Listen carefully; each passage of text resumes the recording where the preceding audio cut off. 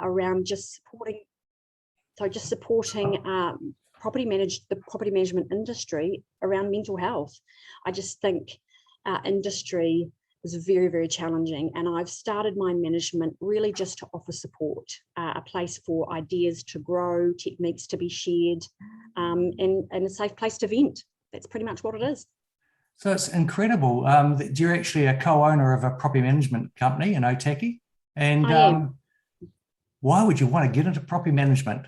That's such a good question. Oh my God. Why would anyone?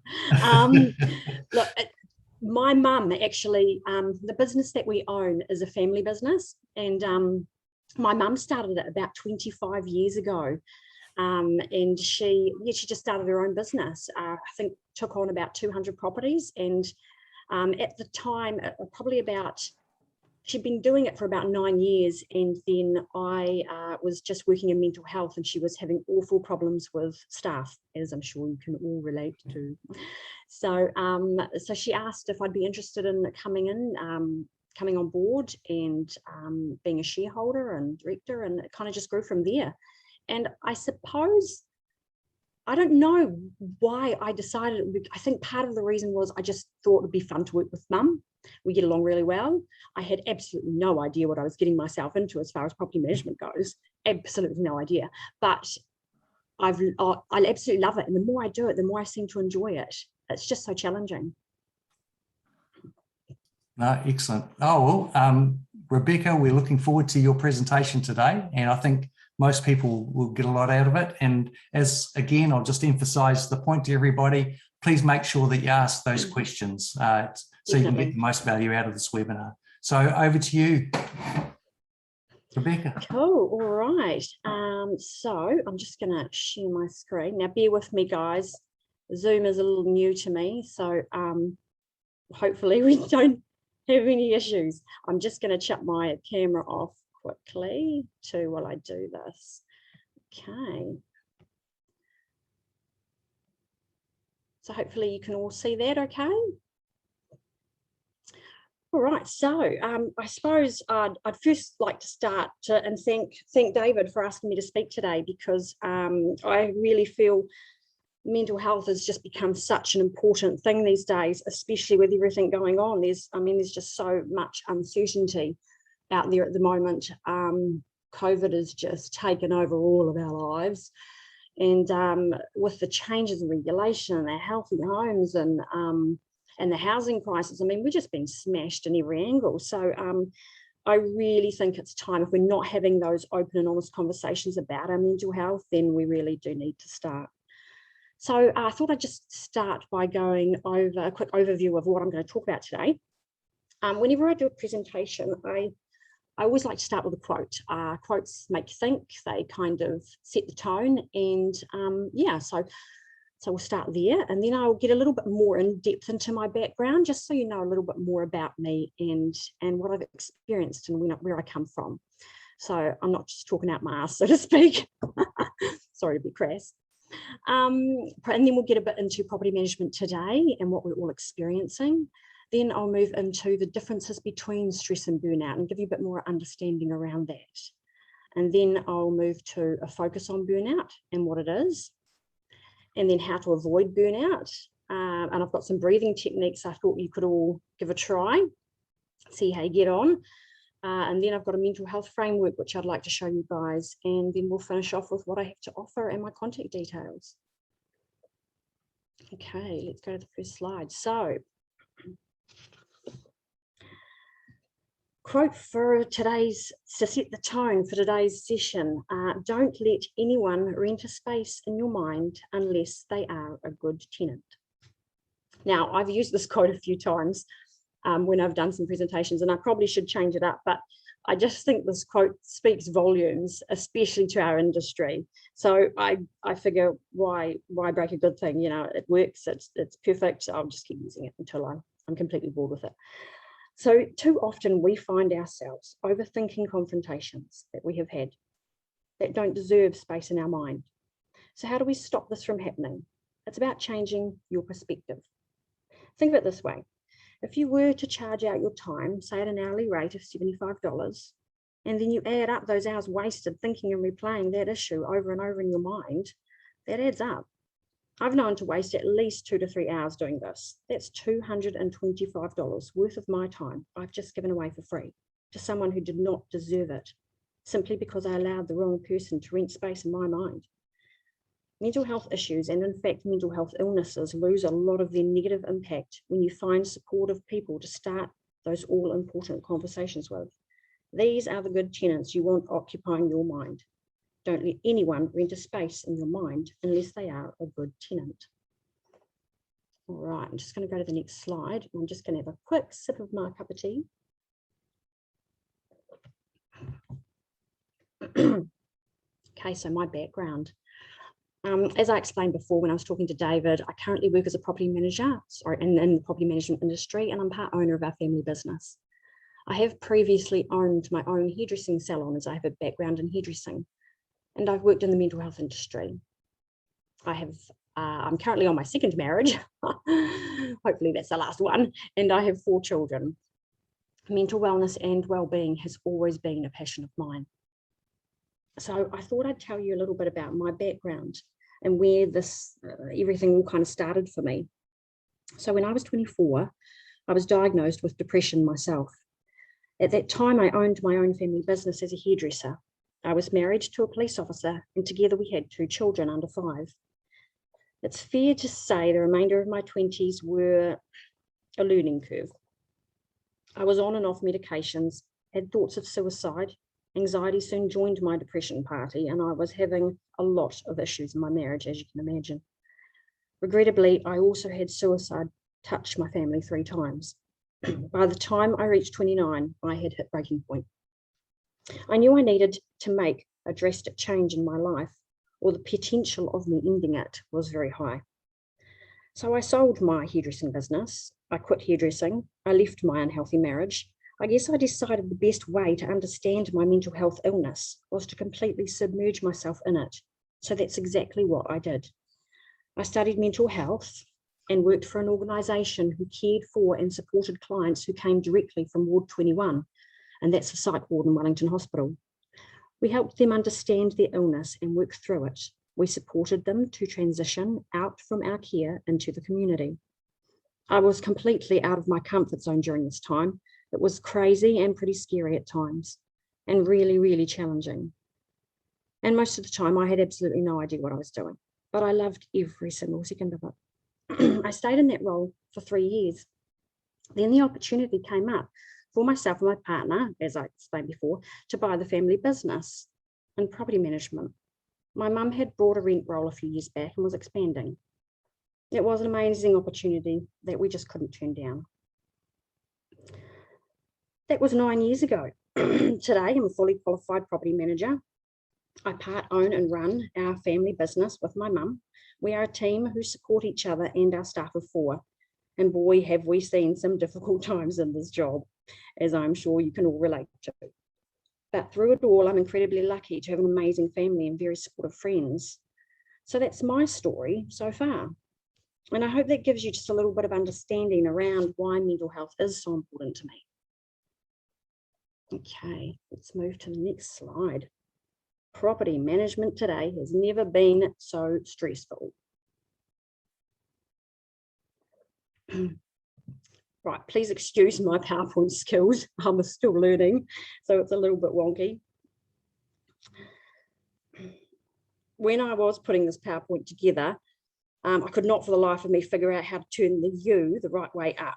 But then I thought about it and decided that actually as a property manager, that's probably exactly how we feel on a regular basis. You've got owners coming at you, you've got your business demanding your attention, law and regulation changes, suppliers, staff issues, tenants. I mean, it's just non-stop really, isn't it?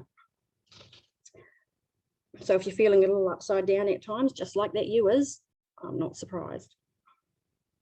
Our industry is being massively impacted by change, increasing competition within our industry. It's becoming increasingly regulated. And then you throw COVID into the mix, anxiety levels with us, and the relationships we are working with. When you actually think about it, it's pretty overwhelming. I had someone once say to me that this industry isn't going to get any easier and the stress we are under isn't going to change. So we all have to just learn to adapt to it. And I can see what they meant. And there are techniques I will be showing you today that you can learn to help you cope better with the stress of the job. And for some people that may work. But I also think our world is what we make it. And if we don't like it, we should change it. Rethink your approach to this business. Stress and burnout is a problem with our circumstances, not our minds. So if you're noticing issues, make some noise. Try to change your environment. Create a culture that encourages mental health days and that values kindness and understanding and encourages support, not competition. But most importantly, remember, you have to start looking after yourself first. So I'm just going to move on to the other part of my slide there and explain to you the differences between stress and stressors. So stressor is the thing that is causing you stress. So for example, your tenants, your staff, those sorts of things. And then your stress is your body's physiological response to that stressor. So when your body experiences stress, it actually goes through something called the stress response cycle. The stress response cycle consists of 3 phases. So I'll start, I call them the 3 R's. So the first response is you recognize that stress. So for example, let's say your property manager, you're doing an inspection and you rock up to the house, walk through the gate, close the gate behind you, and then you're walking towards the house and you see a dog and the dog's baring his teeth at you. Then you recognize that stressor. So you've noticed it. Then the second phase is you react to that stressor. So that's your flight, fight, or freeze response. Sorry, the dog's just demanding he wants out. Right. So hopefully you're through that gate, you've seen the dog. Hopefully you don't freeze. Hopefully you do the flight and you run for your life because that dog starts chasing you. You're reacting to that situation. Then you run to the gate, you get your way through it, you're on the other side, you're safe, you can relax. That's the third phase. So the problem is that within our day-to-day lives, we are constantly sitting in the phase 2 part of the cycle and never moving through onto the other phases, phase 3. And if the stress response cycle is a physical response, then it makes sense that something physical needs to happen in order to help us move into the third stage. And there are techniques to help us do this that I'd like to go over one. I'd actually like to go over one right now. So let's imagine you've had one of those days and you're finally on your way home, wound up like a clock from work. I'd like you to try this. When you pull up in your driveway, turn off the ignition to your car. But don't get out of your car right away. Instead sit there and then proceed to clench. So you're sitting in your car, proceed to clench every muscle in your body. You start with your feet, then you work your way up, clenching as you go.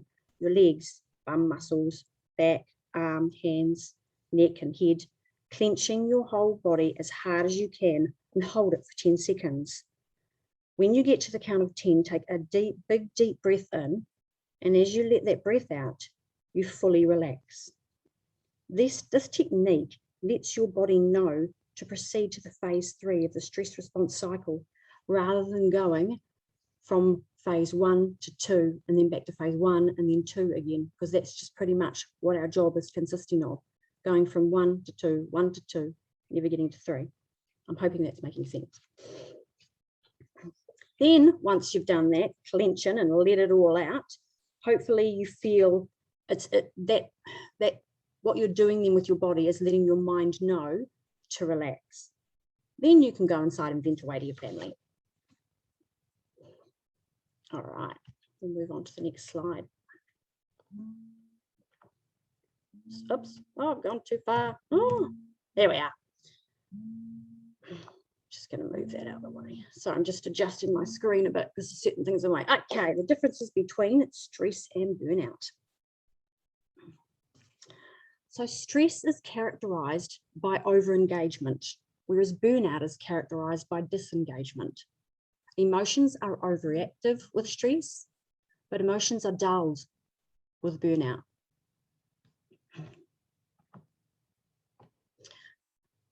So stress produces urgency and hyperactivity, whereas burnout produces helplessness and hopelessness. You often will find a loss of energy, but difficulty sleeping with stress. With burnout, you have loss of motivation. Stress can lead to anxiety disorders and or burnout, and primarily the damage is physical. With burnout, can lead to detachment and depression, and primarily the damage is emotional.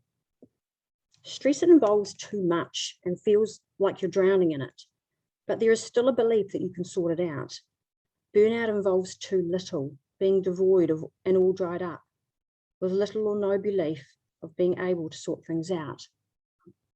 Stress isn't necessarily bad for you. We all function quite fine with small amounts of stress in our lives, with no issues arising from it. And to be fair, I don't think any of us would be in this business if we didn't like a little bit of excitement in our lives. But like I said, when explaining the stress response cycle, it's getting stuck in the phase 2 and never being able to move through the phase 3 that can lead to burnout. Okay, next slide. So focus on burnout. What is burnout? Burnout is a state of emotional, physical, and mental exhaustion caused by excessive and prolonged stress. Burnout does sometimes present similar to depression, but depression is an imbalance in the mind, whereas burnout is a problem with your circumstances and your environment. Oops, I've gone too far again. Some manifestations, what to look out for. Physical, it can present with physical, emotional, and or behavioural, such as headaches, stomach problems, feeling like every day is a bad day, constantly feeling busy, but never feeling like you're getting anywhere, that overwhelmed feeling, like there's never enough time, loss of motivation. People can be very self-critical. You can have trouble sleeping, developed addictive behaviours with food, drugs, or even alcohol. Women will likely present with emotional exhaustion, whereas men would likely depersonalise, shut down from emotions altogether. Some other internal signs you may feel is lack of care around work and life in general. Exhaustion, as I said, your day-to-day is filled with mind-numbing tasks. Nothing you do makes a difference or is appreciated. And some external signs that others may notice are skipping work, increasing cynicism, withdrawal from responsibility, and taking out your frustrations on others. What causes burnout is our inability to recognise the signs that the hard stuff is building up inside of us. You may even be experiencing burnout and not even know it. Once in burnout, what is usually needed is support and a massive change in your circumstances and time to work through it. The antidote to burnout might not even necessarily be less work. It could be more meaning, finding your passion again, why you got into this business in the first place. However you got there, recovery from burnout isn't usually a quick fix. So I have a personal trainer and we work towards improving my posture, among other things. I remember asking her when I started how long it was going to take until my posture was better and I wouldn't have to focus on it anymore. She said to me, it's the years working in hairdressing that have created this issue. So how long were you working in hairdressing for? I replied, 10 years. She said, so it took you 10 years to create these issues, so fixing it isn't going to happen overnight. She said, usually the theory goes, however long it took to create the issue is the length of time it's going to take to remedy it. So I remember walking out of that session thinking it's kind of the same when it comes to mental health issues. The longer you leave it, the worse it will get, and the longer it will take to recover. Yet we all try so hard to work through those stresses coming at us in every direction and ignore that feeling of being overwhelmed and hope it will just sort itself out, saying things to ourselves like, I haven't got time to be stressed. And worst of all, if I tell anyone I'm stressed, they'll think I'm weak and can't cope. So I just need to suck it up and get on with it. So what do we do about it? How do we avoid burnout? I have two different approaches to talk about with you today that hopefully may help. So, breathing techniques. The first is a breathing technique designed to help you relax. Now, I don't know about you guys, but I have a lot of trouble sleeping, mainly because I have a million thoughts going through my mind all at once, and I can't switch off. Now, I have tried a lot of things to help me sleep. I've tried those sleep drops they all talk about advertising on the radio. They don't work. Well, they didn't for me. I tried meditation, tried yoga, sleeping pills. Now, for some people, these may work, but they didn't for me. They either didn't work or they came with side effects. Then one day, I was researching for mind management and the different things I could talk about on my Facebook page, and I came across a breathing coach. So I clicked in and learned about different breathing techniques and the science behind it.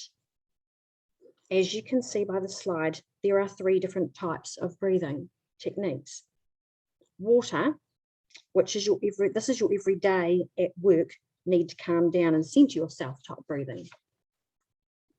Then there is your whiskey breathing. This is for when you need to knock yourself out at night, getting ready to go to sleep kind of breathing.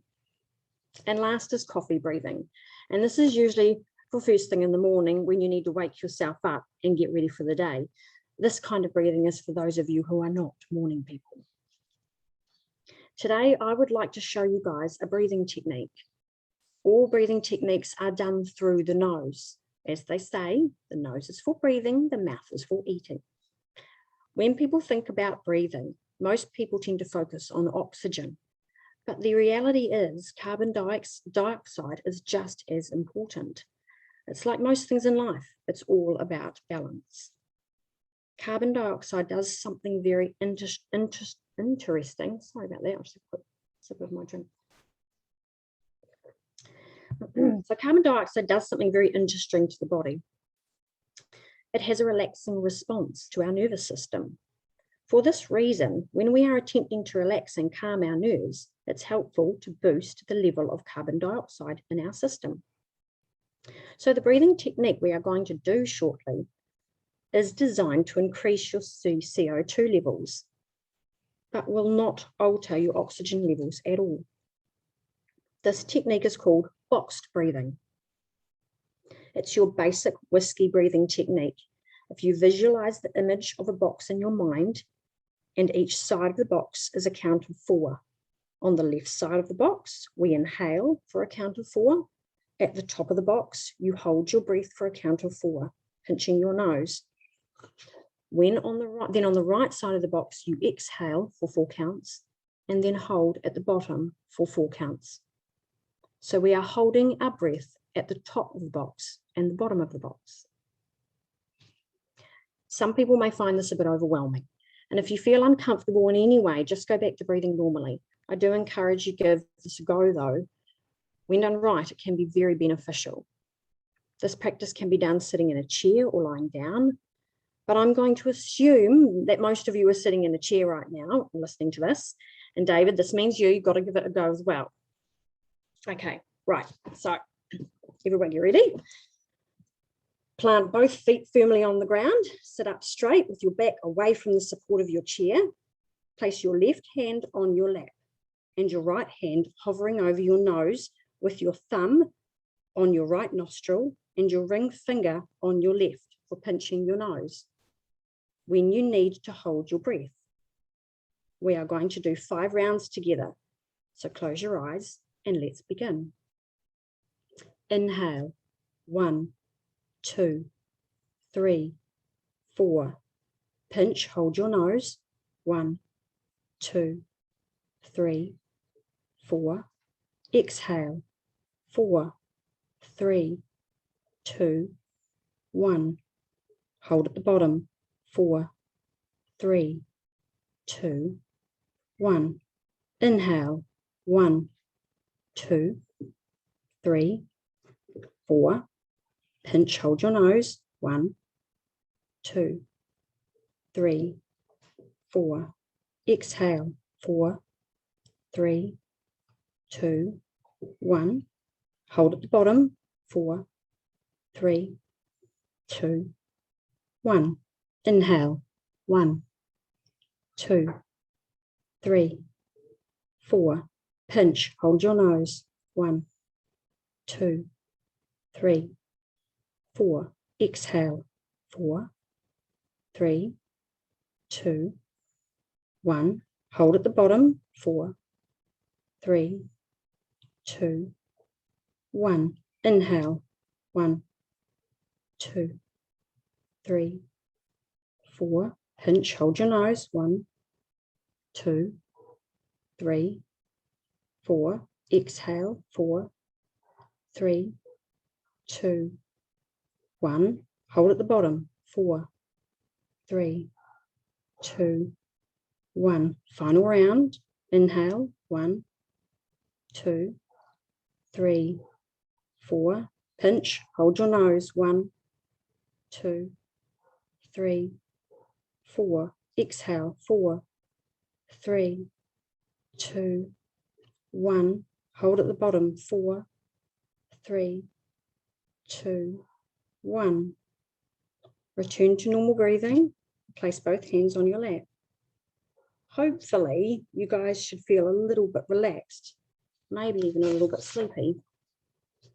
But please don't fall asleep. I haven't finished my presentation yet. These techniques can be increased upwards of 30-second holds, but this takes practice over time. Tonight, if you have trouble falling asleep and you've got all those thoughts running around in your head at 100 miles an hour, I encourage you to give this a try. It may help. It certainly helped me, which surprised me. I now do the 30 seconds hold every time I've now made my way up to 30-second holds, and every time without fail, I fall quickly to sleep when I finish. I should just state, though, that the 30 seconds hold is not done in the boxed breathing format. Okay, let's move on to the next slide.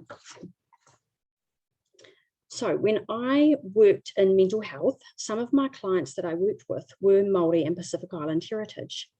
And I was introduced to a Māori mental health framework called Te Whare Tapa Whā. When using any mental health framework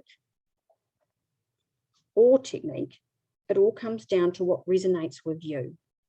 We are all so different, and different things work for different people. Te Whare Tapa Whā resonated with me, so I adopted it as my own, and over the years I've used it as inspiration to create my own framework, the Wellbeing House. The framework is a way to keep track of aspects of your life, to keep you grounded and to maintain balance. When looking at mental health, it is all about balance. The house represents us as individuals. Each of the exterior walls represents an aspect of your life that needs attention.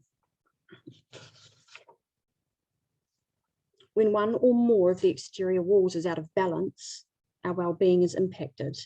When we are in balance, we thrive. So I'm going to go over each of the walls and what they mean to me, so you guys can get an idea about what they're about. So spiritual. What does this mean to you? This was the hardest one for me, as I always saw this as religion. But I'm not a religious person. But over the years, I have realized it's about what feeds your soul. And for me, this is art. I love to paint. And I also like gardening, getting in touch with the earth and the energies around us. But if it's religion for you, then that's great. It's whatever speaks to you. Mental. For me, this represents my breathing techniques that I just showed you, and keeping on top of my medication, working on techniques that help me with my mental illness. Physical. I love the gym, and diet is huge when it comes to my mental health. Diet and exercise has always had a massive part to play in keeping anyone mentally well. It doesn't have to be much, but something is better than nothing. Social.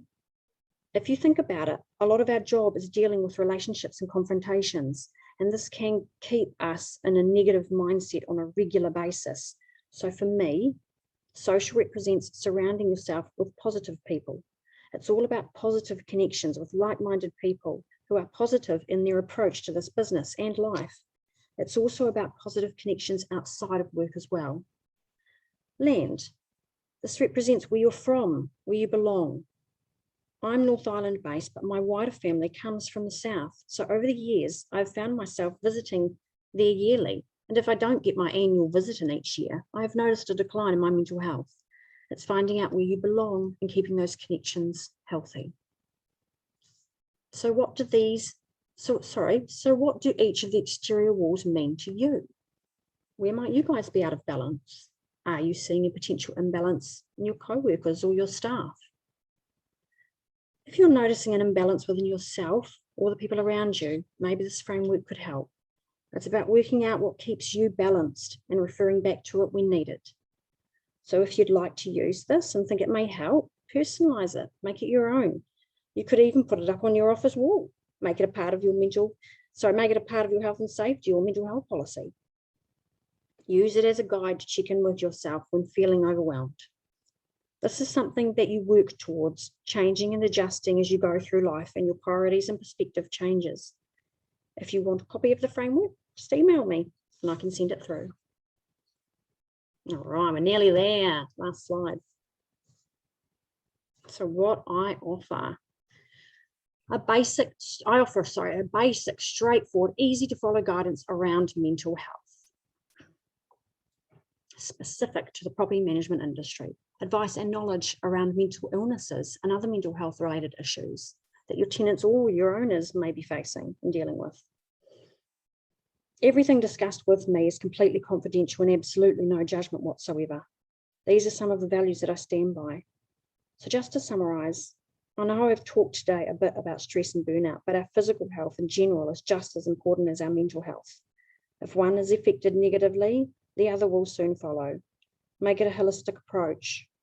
I now follow a healthy diet, go to the gym regularly.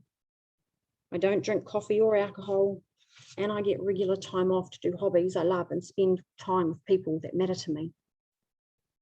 Now, I know this is easier said than done, and sometimes this business doesn't allow for the above to happen. But if you're regularly checking in with yourself, then you will notice when something is off before it's too late. The first step I took all those years ago towards better health in general was I quit lollies. That's it. That's the first thing I did. And it just grew from there. What will your first step be? If you guys click into my Facebook page, you can be a part of the group chat. I very strongly encourage everyone to just say how they're feeling. I often will post techniques and advice around certain things that can help. So yeah, if you want to be a part of that page, just hunt it out and click in. Thanks so much for listening, and I hope I've helped in some way. And I'm really excited, looking forward to these questions hopefully I'm going to get. So that's me. And I'll turn my video back on. Great. Thanks, Rebecca. While we're waiting for these questions, please go to the Q&A and put your question in. But I've got a question to start off with, Rebecca. Absolutely. With education, especially property managers, if they have an understanding or a basic concept about stress and burnout, does that help when you actually have confrontations or issues with tenants and owners? Yeah, absolutely. I really think it does, because I think then you are coming at that confrontation from a different angle. I think if you have an understanding around stress and burnout and mental health illnesses and issues that come about, you can then put yourself to some degree in their shoes and think, okay, they're coming at me right now, but maybe they're coming at me from a reason that, from a different angle that I'm not necessarily aware of. There may be other things going on in their lives that I'm not aware of, and so they're using me as this punching bag, but actually there's more to it than that. So, and it helps, because often, I mean, you can imagine when you're in a confrontational situation, someone's coming at you, what are you going to do? You're going to go at them as well. It's just natural instinct to do that. But in actual fact, all you're doing is creating more of a confrontational issue. Whereas if you can take a step back and go, okay, what's going on with this person right now? Why are they behaving that way? Maybe there's another angle I can come at this from. Oh, it's great. It's the other question that popped into my mind when I was hearing you speak is that traditionally Kiwis, or might be just me, but Kiwis, we actually see that someone seems to lack motivation, or they've started to get negative. We think, oh, this guy, we've got to kick him for the touch. He's actually obviously he's not interested in the job, or whatever. Or they're lazy. Or lazy and all these sorts of things. And we actually form these opinions in our mind, but it's becoming clear that it mightn't be the case at all. Yeah. So if you've got a colleague or a staff member that's like this, how would you initially address the issue? So I heard once someone say to me that, you know how you go around and when you're at the supermarket or whenever you're talking to people, the general thing you say to people is, hi, how are you? And it's just a off the top kind of flippant response that you say to people, how are you? How's your day? And the response will always be, fine, I'm okay. Then ask it again. How are you actually today? Like, I really want to know. And then you may get, oh, I'm okay, I'm fine. And you say, okay, I'm asking you again because I've noticed things and I've seen some issues that have raised some red flags for me. So I'm asking you again, are you okay? And it's just coming from that caring place and asking a question maybe 3 times before you'll actually get the real reason or the real communication back. Because when people are in this negative space, it's so isolating and it draws you inward, and it's very hard to talk to people about how you're feeling. So the person on the other end of that has to really work to get that out of them. And I think we as a culture, we're hesitant to dive into that personal space with someone. We're hesitant to ask those questions, and we've got to stop doing that, because otherwise these issues will continue and they'll just get worse. We need to not be so afraid to ask how someone is and actually hear the real response. Oh, very good. Well, we have had a question, but it wasn't a question. It was just appreciation for what they've heard today. Oh, that's good. But we'll just wait a couple more minutes, because surely out of those people who have attended, there must be some questions. Now, I'd just like to say too, on my Facebook page that I've started up, it's free to join, so just click in and I'll let you in. But I'm actually going to do a giveaway next week. So if people click in and hopefully they can get some advice from there that might help them with themselves or their staff or their tenants and owners. And yeah, you can get in the draw to have a win a giveaway that I'm sorting out. So. Oh, sounds cool. It sounds good. Well, I don't want to keep prolonging it, but you've actually offered that if people can get hold of, maybe it might be a bit sensitive. I'll just check it, but no, there's no, but again, they can get hold of you and join your Facebook page. Absolutely. And that would be really great. But it is an area where I think it's becoming more and more important that as property managers, that we do have a basic understanding of stress and burnout, because that'll help us in our relationships with our owners and tenants. And if things come from the right field, we'll just, we won't react so much. But absolutely. Yeah. I did have my email address up there too, but by all means, flick me an email if you have anything you want to talk about at all. Cool. Well, it's great. Again, thanks very much for your time. And I think no problem. It was really interesting. And again, I will keep on trying these breathing techniques. I know people think, oh, breathing techniques, roll my eyes, but it's amazing how they switch the mind off and really relax you. I was quite surprised myself. All right. Well, thanks very much. And thanks everybody for attending.